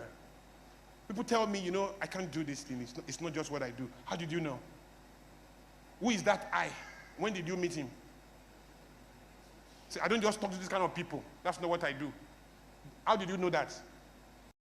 I can't go to that place. It's too much for me. I can't do this. How do you know what you can do? Who told you you cannot do that? Who told you what you can do? Now let me give you a short train. I'll explain that train and I'll drop this mic. I need some different people as examples. I need you first, sir. Can you come? This is every human being in the world. Don't miss this. Let's go upstairs. Go upstairs. Go up the stage. Real quick, real quick. I need everybody to see this. Please get ready, young people. I can call you at any time. So this is you when you were born. Everybody in the world was born this way. Innocent. Everybody in the world was born innocent. The moment you are born innocent, a second after, you became a victim. Stay there. You became a victim. How are you a victim? You fell into the hand of adults, teachers, nurse, doctors, chauffeur, house help, billboards, sports officials, magazines, siblings, dad, mom, cousins, uncle. You fell into the hand of adults. And for the next 18 years, you are not in control of what they pour into you. How much more to resist it? If they were fools, you have a high propensity to become a fool. If they are wise, I'm giving you a very key picture in life. If they are wise, you have a high propensity to become wise. A young man told me and said, I want to do this, I want to do this, I've tried, I hugged him. I said, it's not your problem. The devil did this job before you know what's going on. Every adult behavior, good or bad, is traceable to experiences in childhood. That's where you are coded for your life of adulthood. There are kids I see today and I know this one is jail. It's just waiting to happen. By 22 or 23, this one's going to be shot. This one is a sycophant forever, except God intervenes. This one cannot make a decision. When you come from a broken home, daddy lives somewhere, mommy lives somewhere. You go to mommy, you have to tell her good things about her. You have to listen to all the nonsense he's saying about daddy. Even though you know they are not true, but you have to take everything in. Then you go and see daddy, and daddy has to pull your mom down and say all kinds of things about your mom. And daddy will want you to be loyal to him, and mommy wants you to be loyal to her. As a kid, that works. But as an adult, you become incapable of taking positions. You will be in the middle of everything every time. Your friends are fighting, you can't say you are wrong. You want to support this one and support this one, take it easy, take it easy, take it easy. You can't take a position because you were trained to stay in the middle. And then you want to get a job, the same thing. Choose GT Bank or this bank, you can't make a choice. Choose Fred or James, you can't make a choice. Choose America or Nigeria, you can't make a choice. Because your training and the most dominant one is to stay in the middle. And that was done to you before you had sense. Am I talking to you? Victim. Do you know that a victim, a poor person, and a slave are all the same? Why are they the same? They are defined by one common denominator. Slave, victim, or poor, three of them are incapable of controlling their necessary due human experiences. The moment you have no control over your necessary due human experiences, you are either a victim, a slave, or a poor person. A poor person cannot have what he wants. A slave is under masters. He can only have what the master wants. A victim is being raped. He doesn't want it, but he must take it because he's a victim. Both of them, three of them, are not in control of their necessary due human experiences. So this guy, a second after he became a victim. Why? Because the adults of his life began to teach him what to do. Yes, sir. Come real quick. Real quick, sir. Real quick. This guy is Mr. Victim. Who is this? Mr. Innocent. Who is this? Don't forget, it's the same person. Forget that they look different. Same person. Victim. This is this guy after he was born. A second after he was born, he became a victim. Daddy was telling him what to do, mommy telling him, siblings, cousins, for the next 18 years, friends, billboard, school, teacher, neighbors, everybody telling you what to do. In this state, come sir, come real quick. In this state, Mr. Preference was born. Mr. Preference. As a victim, your preferences are being defined. They tell you, you can't read in a noisy place. If you read in a noisy place, you cannot understand. Is that true? No, it's not true. That's the experience of his mom. If you grew up in my neighborhood where I grew up in Lagos, Nigeria, to my left, there is a pepper grinder with one heavy pepper grinding machine. To the right, there's another one. Opposite the house, there's a DJ who starts playing at early as 8 o'clock. Far right, there is a mosque that starts saying Allah Akbar from 4 a.m. On the street are hawkers, aerogio, early in the morning, hawking, morning things, pap, and all of that. My street is noise. So when my mom wants to call you, in my neighborhood, we don't say, Kunle, where are you? No. Kunle! You two from where you are, Ma! You run down. So we grew up in noise and chaos. So right now, if you put me in a nightclub with all the music playing, I will read and I will understand. Now, somebody else cannot do that because of his own training. He was brought up in tranquility. So when your mom says you cannot read in a noisy place, you have to read in a quiet place, it's not true. It's our experience is teaching you. Right? So your mom has read in a quiet place, read in a quiet place, you prefer to read in a quiet place. Tall, your dad was tall, your two sisters dated tall people, you like tall people. The same thing with your favorite color, preference. So everything they taught you became your preference, the things you like to do. In this state, Mr. Prejudice was born. Young man. I need a young man. I don't want to carry. Young man now. Young man, I need young man. Thank you, PKF. I will still need you, stay there. You are even tall, so stay. PKF becomes Mr. Prejudice. In this preference state, his prejudice was born. Stay with me. What is prejudice? Prejudice is conclusion without justifiable explanation. For example, I am white, I'm better than you because you are black. Nothing says that. There are black people who hire white people. So I'm not better than you, but my prejudice says I'm better than you. You see what I'm saying? Because armed robbers wear trainers, doesn't mean every armed robber, everybody wearing trainers is an armed robber. You see what I'm saying? Because the last guy who tormented your sister, cheated her, and divorced her was from Kumasi, it doesn't mean everybody from Kumasi cannot take care of a woman. You don't tell your daughter, you must not marry anybody. You not marry anyone. No. You are not prejudiced. You see what I'm saying? You are prejudiced. So this is from preference to prejudice. Let me tell you how it works. From I like to read, because this is what happens. All your preferences, the moment you gain independence of choice, like you are leaving your house for the first time to campus for 3 months, all your preferences are converted to prejudices. Straight away. What does that mean? From I like to read in a quiet place to I can never read in a noisy place. From I like tall people to I can never marry a short person. Prejudice. What is wrong with short people? They don't know how to make money, or don't know how to have sex, or what is the problem with them? Nothing. Warren Buffett is 5 foot tall. So what is wrong with short people? Nothing. Your prejudice says there's something wrong with short people, right?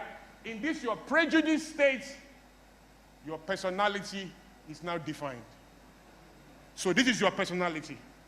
This guy is now the one telling the whole world who he is. So you alone, turn this way. You guys face where you are. So when they ask, no, turn to me. When they ask you, who are you? You never answer that question. The question you answer is who you have become. Because the last time you were yourself was a second after you were born. You never met this guy. By the time you were old enough to know who this guy is, these 3 guys are taking over your life. These 3 guys now tell you who to marry, where to go, how to drink, how to have sex, how to do business. They are called your programs. Some call it your Eden scripts.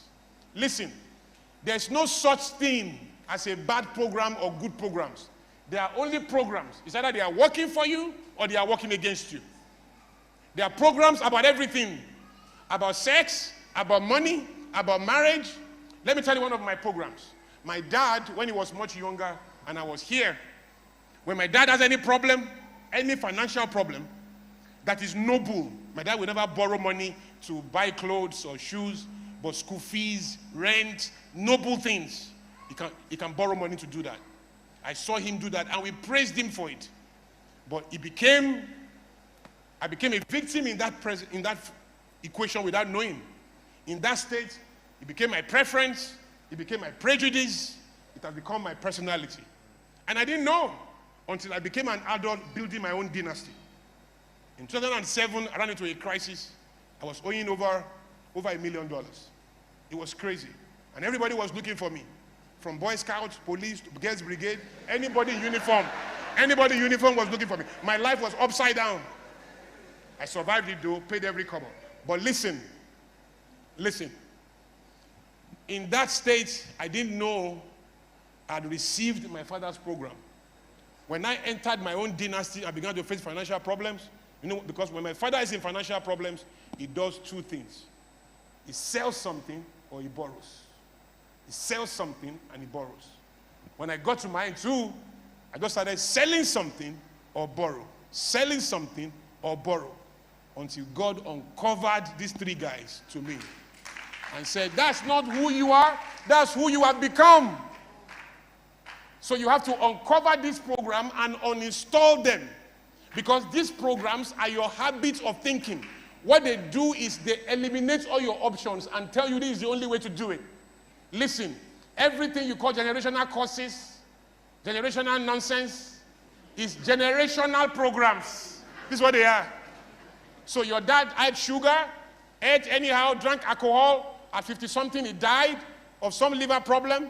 So is your first son, so is your second son, and they multiply that over 200 generations. The idea is they keep installing this behavior because it is a science in the human experience. Everybody, see, you date man A, break that relationship. Man A is coming back. Man B will come. You will date 15 men and all of them will be the same. Because it is your program that is choosing that man for you. Do business, their program do business for them. People don't choose friends, their programs choose friends for them. People don't marry, their programs choose the marriage for them. These are the guys running your life, telling you what to do, telling you how to think, telling you who to choose, where to go, who to relate with. Every pain in your life was brought to you by these guys. Every time you cried, every time you wept, every time you made promises to yourself and broke as many as you made, every time you tried to do and you failed, every time you said, I'm going there and you couldn't, every man that put their hands under your blouse and you said never again and they came back to put it again and you said never again and another one came back to put it again and you said never again and they came back to put it again, and before you know what is happening, 16 men have been putting their hands under your blouse in the same way with the same type of pain. Every time you get a job and you are fired and you've been fired 6 times, there's no witch after you.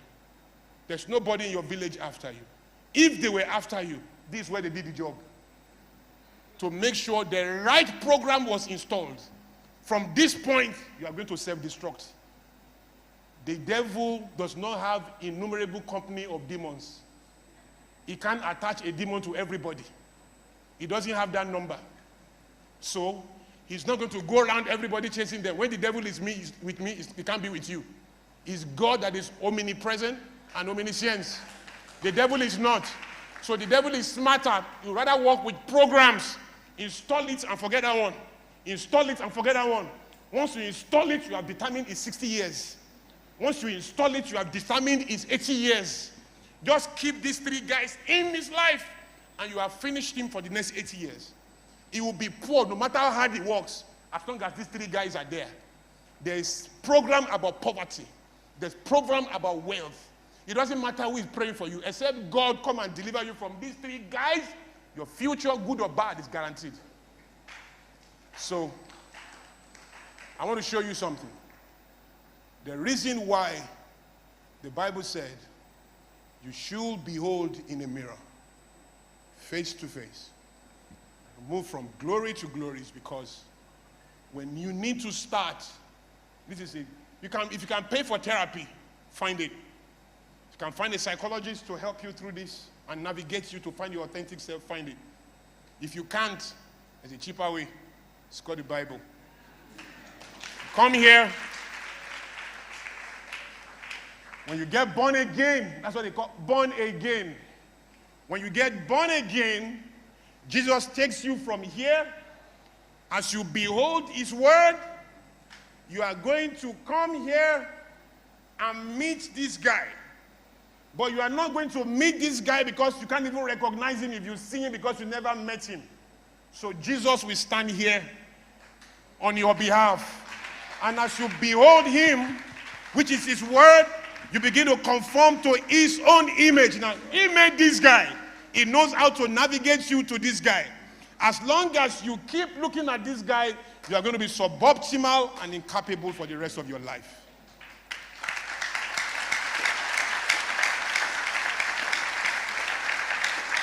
Ladies and gentlemen, this is the guy that is facing the world right now.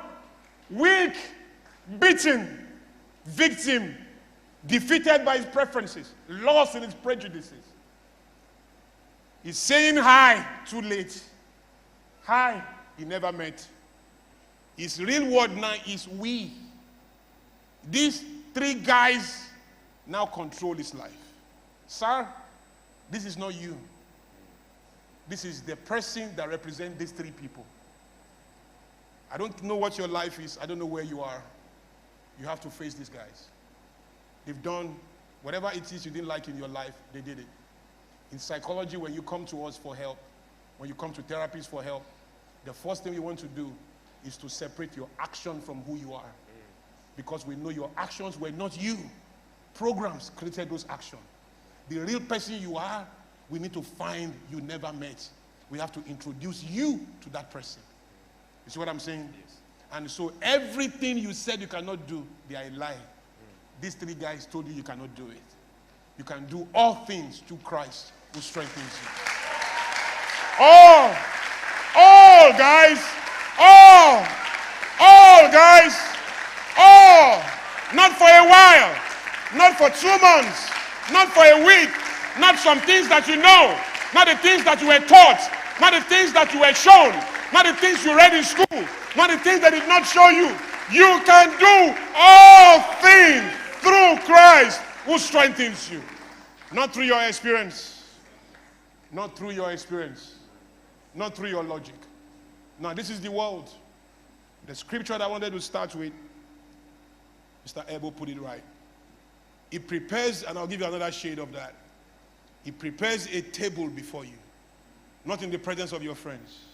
He prepares it. He put them there. He prepared a table before you in the presence of your enemies.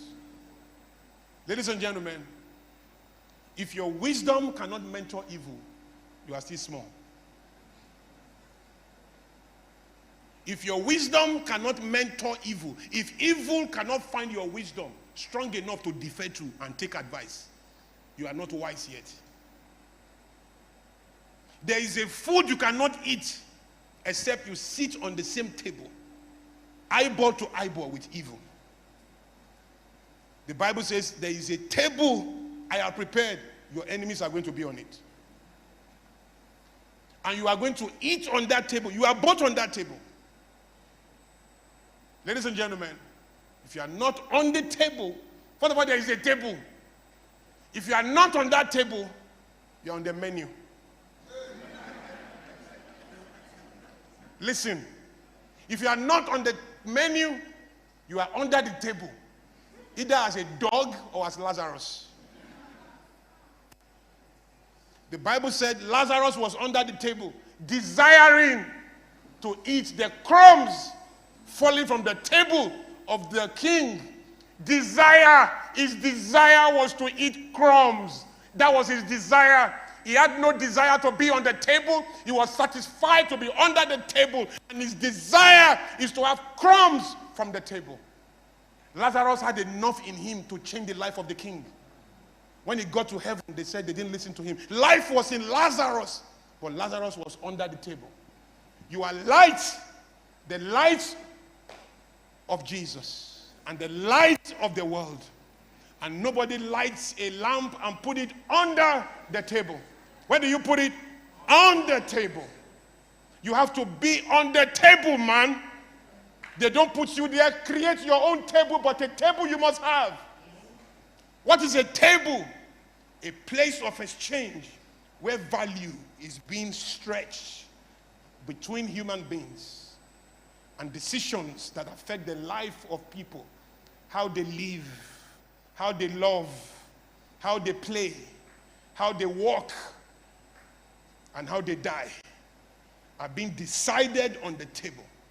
Jesus said, I prepared that table, not in the presence of those who love you, but in the presence of your enemies. Everybody is on that table.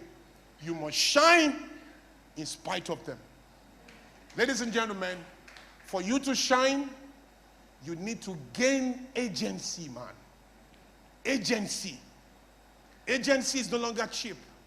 It's becoming more and more expensive. You can engage me as a therapist. I charge you $15,000. God better bless you because I can't help you. I kid you not. I don't do stuff for free because free is not valued. I charge. I have no problem with charging people. I've gone through a lot. I carry on my backs the marks of our Lord Jesus Christ. Let no man cause trouble for me. I'm on a journey, man. I charge, and I charge proudly. So you can't afford me, most likely. But Jesus can afford you enough to die for you. So what am I advising? There's a dimension of damage you don't even know.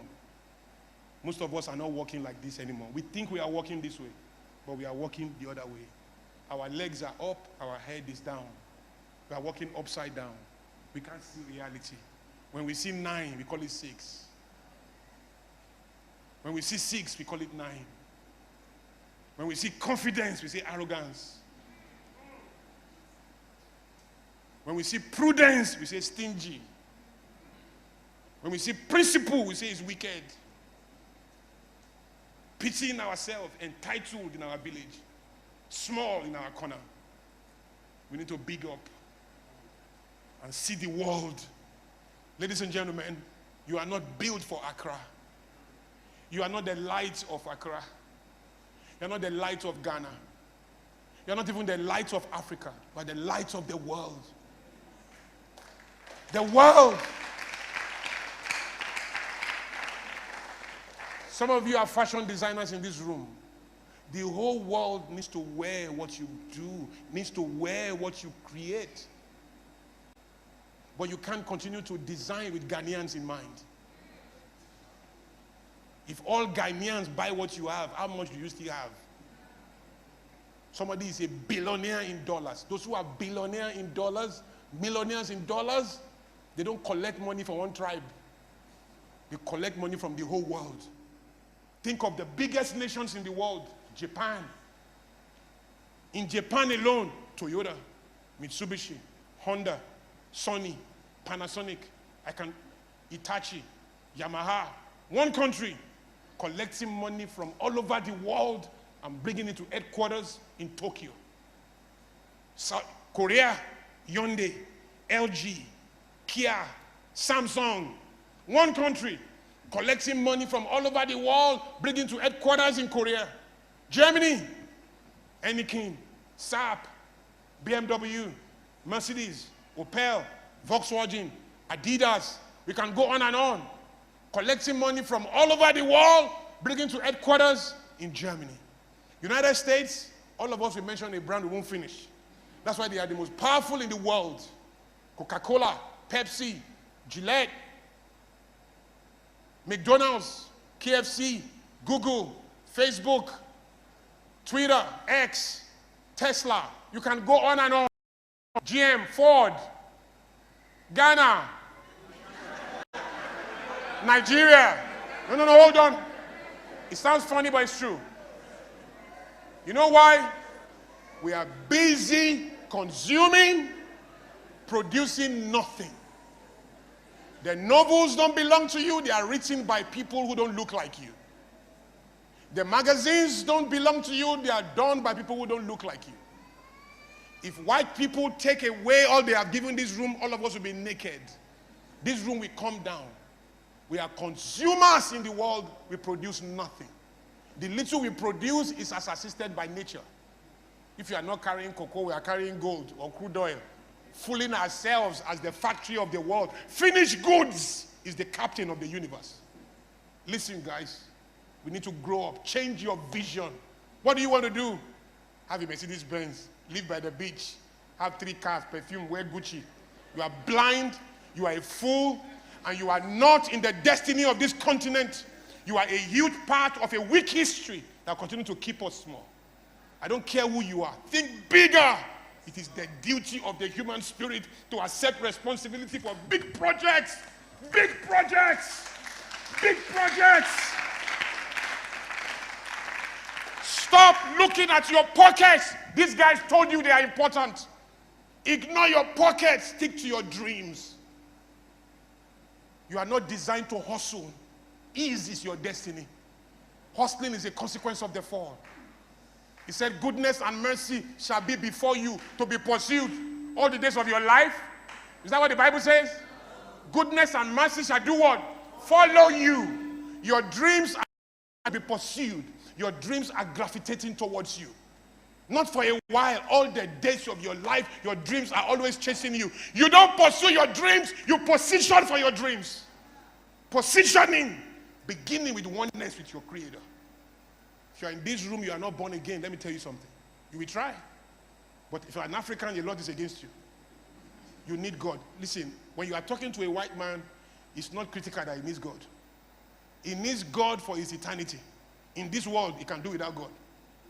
Hello? In this world, an American can do without God. In this world, a Frenchman can do without God. He can lose eternity. He will be rich in this world and employ you. You as an African, in this world, you need God. In eternity, you need God. There's too much against you to ignore what is possible. And by this, I'm not talking witches and wizards. Let me shock you. Your most spiritual organ is your brain, not your spirit. Your most spiritual organ that God gave you is your brain. Whoever told you anything different has made a mistake of lying to you without even knowing it in ignorance. Listen, if your spirit is not working, you can still be a billionaire. Am I correct? Is Elon Musk born again? Is he not a billionaire? Do they do vigil in Facebook? Are they not billionaires? Do they lay hands in Coca-Cola? Are they not billionaires? In your bank that you work, are they not paying your salary? And do they do vigil there? Listen, if your spirit is not working, you can become something. But if your brain is dead, it's called vegetable. You are useless. You are useless to God. You are useless to the devil. Once your brain is dead and it's not working, God and the devil cannot use you. The only advantage you have for the devil is that you are useless, so that you cannot help God. So God gave you a brain. The combination of your brain and your spirit is the genius of your destiny. Not just your spirit alone. Your spirit alone is weak in the body. Your spirit is rich, but it needs your body. Why do you think possession is key for the devil? And why do you think indwelling is key for the Holy Spirit? Both of them know in this world we can do nothing if you don't find a human being to live inside. The devil does possession, God does indwelling. Possession is entering without permission. Indwelling is entering with permission. Both of them need your body to perform. You are the only one ignoring your body. Without your body, you can't fulfill destiny. What? How great is your destiny if you have cancer tomorrow? Or your leg is broken? You are in crisis. Honor this body and the properties that define it. Your brain. You will worship better when you honor your brain. Do you know I eat only every 36 hours? Every 36 hours. I don't eat until after 36 hours. They were asking me today, we're going to have breakfast. I said, no, I'm not eating anything today. My next food is tomorrow. 36 hours, a fasted life. Somebody came, it's not our shoe, it's not our perfume, it's not our air, it's not our degree. There is a concentration deep in the spirit. At the end of the day, you need to have it all together. Health, life, spirit, all working together. Now listen to this. 4 things you must do from today. Don't write it down. Go and buy the CD. Don't write. It will distract you. Listen to me. I want to go. 4 things you must do. Number 1, never forget this. Don't let one day go without reading your Bible. I don't care if it's 1 verse or 20 verses. Find time to stay in the Word. You are an underdog. You are what? Underdog. You need something bigger than human beings to propel all you have missed in your history. Get in the Word. I've read the Bible over 40 times, Genesis to Revelation. Over 40 times. 3 chapters a day, 5 on Sunday. I finish it every year. 6 a day, 10 on Sunday. I finish it every 6 months. 12 a day, 20 on Sunday. I finish it every 3 months. Over 40 times. You can't, all darkness have been washed out. You read the Bible once and finish it, and let's compare notes. When you say what you know, you will know you studied it. When you say the things you didn't study, you will know there is a force inside of you. Get into the Word. Don't try to read 10 chapters. Just start with 1 verse and be faithful and consistent. By itself, to grow to 2 verses, 1 chapter, 3 chapters, and keep moving. Number 2, change your association. Find people better than you who are spiritually and experientially, professionally qualified to be in your life. You have no energy for distraction. At the end of the day, your life is proportional to the people you bring into your life or the people you refuse to bring into your life. The geographies you allow yourself to see or the ones you refuse to see. And the moments you prioritize and the ones you deprioritize. That's life. So my encouragement to you is grow up and take on exercises, right? Don't just wait. Acquire courses if you can. Open your mind, learn all you can. The third one is never allow 30 days to go without reading a book. Never allow 30 days to go. Every 30 days, finish one book. And don't try to finish the book in a week. Just one chapter a day, you finish the book before 1 month. Few books have 30 chapters. If you read a chapter a day, if the chapter is like 10 pages, read 3 in the morning, 2 in the toilet, 3 on your way home, 4 before you go to bed. You have finished one chapter. Stop there. No matter how much time you have, take chapter 2 the next day. But keep your mind reading. I tell people, and science supports it. Let your brain go through 20 pages a day of anything. 20 pages. You keep your brain sharp. And when your brain is sharp and you stay in spiritual exercises, you'll be picking things beyond the realm of logic. You'll be seeing things that human beings cannot see. You will see your journey, you will see the journey of others. Get into that exercise. You know, Jesus said this one cannot go except by prayer and fasting. It's not that when you see the demon, you not say, let me go and fast. It's a fasted life. You see what I'm saying? Where food cannot stay in your body long enough to poison any part of it. You eat, you let your brain work and your body work. I eat 6 hours and that's it. The next time is 36 hours. It has changed my life and it's still changing it. Some people, all your destiny that you are worried about is in your food. All the nonsense you pack there, that's it. That's why you can't wake up in the night. That's why you sleep like a fool. That's why you do everything stupidly. And then you come to church to pray and expect one pastor to lay hands on you and do a magic one. Listen, you can be in humble beginning for the rest of your life. Though thy beginning was small, thy end may never increase. Except you do things you have to do. The Bible says in the book of James, to him that knows what to do and does not do it, to him it is a sin. The word there is should, not must. Though thy beginning was small, thy end should increase. It's a word of possibility. It can, God giving you receiving. If you don't play your own part, that humble beginning, you'll be twins for the next 80 years. So break out of that. I know there's possibility. You know what the beginning is? The beginning is faith and imagination. Start dreaming. Faith is free. Optimism costs nothing. Enthusiasm doesn't cost $1. Imagination doesn't cost a cent. Start dreaming. Once you start dreaming, dreaming itself is an agency. It will reproduce itself in your life. For God is able to do exceedingly abundantly above whatever it is you can think or imagine. So start thinking and start seeing the images of your life agreeing with the actions of your destiny. It's only a matter of time. You'll be the one standing here giving counsel to those who are here. In Jesus' name.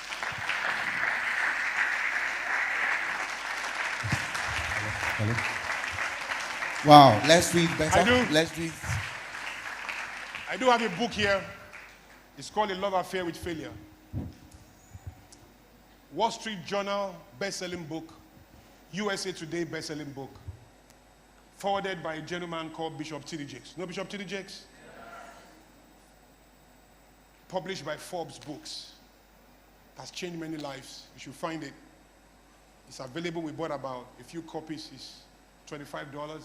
How much in CDs? 400 CDs. It's not cheap. I'm not sorry. I'm not sorry. So, if you can't afford it, your time will come. But for those who can afford it, don't miss. Let me tell you something. If you can't afford it, there's nothing wrong in your life. God will not judge you. He will not put your miracle beyond your reach. And he will not make a demand where he has not invested. So don't come and meet me, sir, can I discount? There's no discount. If you can't afford it, don't worry. That means God knew you don't need this book now. If you need it now, you put the money in your pocket. If the money is not in your pocket or in the pocket of your friend or the pocket of your dad or somebody you came with, it's not in my pocket. This money we must collect to go and help other people. I have a program in Port Harcourt in 2 days. We are not collecting money from anybody. We pay for it through things like this. So pay your share so that we can help other people get their share. You see what I'm saying? So if you can afford it, go to the stand and find one. We'll leave some copies here. Till we meet again, I leave you in love and peace. May God bless you. May God guide you. God cause you to grow. We're going to see you one day. And when we see you one day, You'll be advising the UN. You'll be sitting in a room giving counsel to kings. You'll be doing the biggest things possible. You will be climbing the highest mountain and flying the flag of your faith there. God bless you.